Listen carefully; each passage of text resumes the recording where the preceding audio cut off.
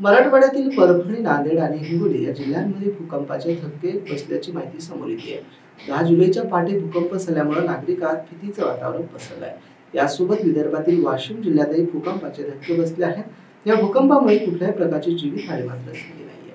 परभणी जिल्ह्यात सकाळी 7:15 वाजता भूकंप झाल्याची माहिती मिळाली। परभणी शहर तसेच सेलू, गंगाखेड आणि इतर ग्रामीण भागामध्ये भूकंपाचा हा धक्का जाणवला। मिळालेल्या माहितीनुसार हा धक्का 4.2 रिश्टर स्केल एवढ्या तीव्रतेचा होता। हिंगोली जिल्ह्यातील 5ही तालुक्यात या भूकंपाचा धक्का जाणवल्यामुळे नागरिकांमध्ये भीतीचं वातावरण निर्माण झालं होतं।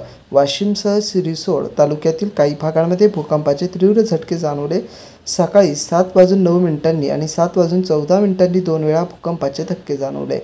नांदेड तसेच जालना जिल्ह्यातही भूकंपाचे धक्के बसले। नांदेड जिल्ह्यात सकाळी 7:15 वाजता हे धक्के जाणवले, तर जालना जिल्ह्यात अंबड, घनसावंगी, परतूर तालुक्यात काही भागात भूकंपाचे धक्के जाणवले आहेत।